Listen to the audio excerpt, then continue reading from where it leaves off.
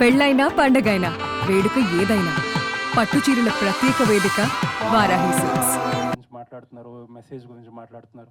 As a first time director మీరు ఇన్ని తక్కువ డేస్లో ఎలా చేశారు, ఎంతమంది సీనియర్ యాక్టర్స్ని ఎలా హ్యాండిల్ చేశారు, people are talking so much. But writer of the film వేసిన ఒక tweet and more than the tweet, సరే డిఫరెన్సెస్ విల్ కమ్, బట్ ఏంటంటే ఆయన నా స్టోరీని రేప్ చేశారనే భావం వచ్చేలా ఒక పదం వాడారు.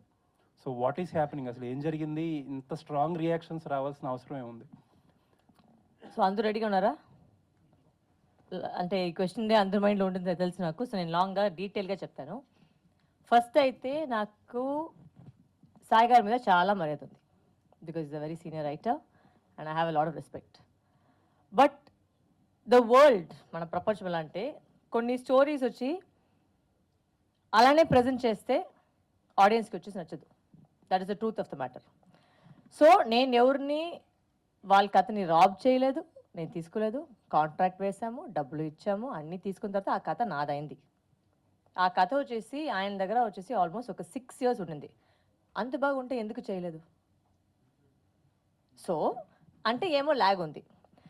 అండ్ ప్రతి చోట్ల వెళ్ళేసరికి కథ చెప్పేసరికి నాకు వచ్చిన ప్రతి టైం ఫీడ్బ్యాక్ ఏంటంటే సెకండ్ హాఫ్ బాగలేదు. నేను నిజంగా చెప్పాను, మీకు తెలుసు నేను అబద్ధం చెప్పలేదని. ఇదే జరిగింది మ్యాటర్. ఓకే, ఇప్పుడు జనరల్గా అయితే రైటర్ గారు వచ్చేసి మీతో పాటు కూర్చొని వర్క్ చేయాలి అని చేయాలి. ఆయన చాలా బిజీ, ఆయన అన్ని పెద్ద సినిమాకి వెళ్ళిపోయారు. నన్ను వచ్చి కలవకూడా లేదు. మొత్తం కథని వచ్చేసి ఏదో ఒక ఆడియో నోట్లో పంపించారు. సో ఆ ఆడియో నోట్ల నుంచి నేను ఎంత తీసుకోలేను. నేను దాంట్లో వర్క్ చేసి, and if you notice every interview నేనేం చెప్పానంటే ఆ కథ లైన్ నేను తీసుకున్నాను, స్క్రీన్ ప్లే అయితే నేను మార్చుకొని మళ్ళీ చేశాను. ఎందుకంటే ఈ కాలంలో వచ్చే ఈ మధ్యలో జనాలు ఎలా ఒక సినిమాని చూడాలి, ఎలా ఫీల్ అవ్వాలి. ఇప్పుడు ఏంటంటే నేను ఆయన మీద ఉన్న మర్యాద వల్ల అక్కడ స్టోరీని రాసేసి ఆయన పేరే రాశాను. కావాలంటే నేను నా పేరు రాయొచ్చు, బట్ నా పేరు రాయకుండా ఆయన మీద ఉన్న మర్యాద కోసం మాత్రమే ఆయన పూర్తిగా పేరు పెట్టాను. ఇప్పుడు ఏంటి కామెడీ అంటే చాలా మంది వచ్చి ఆయన ట్యాగ్ చేసుకుని కథ అంత బాగోదని ట్యాగ్ చేస్తున్నారు. సో అది ఆయనకు వెళ్ళిన గౌరవమా లేదా నాకు ఇచ్చిన గౌరవమా, అది మీరే చెప్పాలి. So that is my logic. But ఒక సినిమా కథ మీరు మార్చుకున్నప్పుడు ఆ టైటిల్లో కథకి ఆయన క్రెడిట్ ఇచ్చినప్పుడు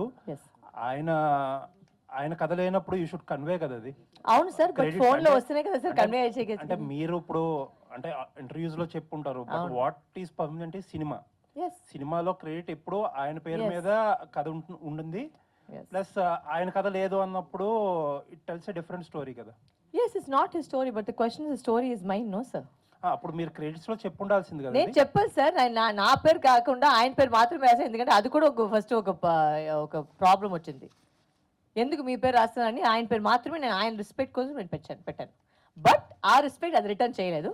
నాకేం ప్రాబ్లం లేదు, నా పేరు పెట్టి నాకు చాలా సంతోషం. ఎందుకంటే నాకు తెలుసు ఎంత వర్క్ చేశారు ఆ కథ మీద. బికాస్ ప్రతి వాళ్ళు ఆ కథ వినేసరికి అందరూ చెప్పిన యునానిమస్ వచ్చి చాలా ల్యాగ్గా ఉంది. ఇప్పుడు మన మధ్యలో ఇప్పుడు మీరు ఒక పెద్ద స్టార్ పెట్టుకొని అలాంటి సినిమా చేస్తే పర్వాలేదు. మేమందరూ వచ్చేసి good actors, but we are not stars. So ఆ కథను ఎలా మేము జనాలు తీసుకువెళ్ళాలి, దాని మీద మేము వర్క్ చేసాం, చాలా వర్క్ చేసాం. సార్ రానే లేదు, అసలు ఒక సిటీ కూడా రాలేదు. ఎందుకంటే లేదు నాకు పెద్ద సినిమా, I'm not mentioning what all movies is doing, but okay he's doing చాలా పెద్ద సినిమా, అది కూడా నేను ఒప్పుకున్నాను. ఓకే సార్ మీరు బిజీగా ఉన్నారు, నో ప్రాబ్లం, నేను చూసుకుంటాను. సో అప్పుడు ఉన్నప్పుడు you should not be passing a comment like that. And to use the word rape on such a sensitive issue, that should not have come from a man like him. I'm sorry. It's very insensitive and it's extremely rude. You should know what word you're using, especially when the topic you've touched in the film, you know what the topic is. So I think you should be careful of what words you can use. And I'm saying this because నాకు కావాలంటే నేను చాలా కథలు తీసేవాళ్ళు చెప్పేవాళ్ళు, but నేను అలాంటి మనిషి కాదు.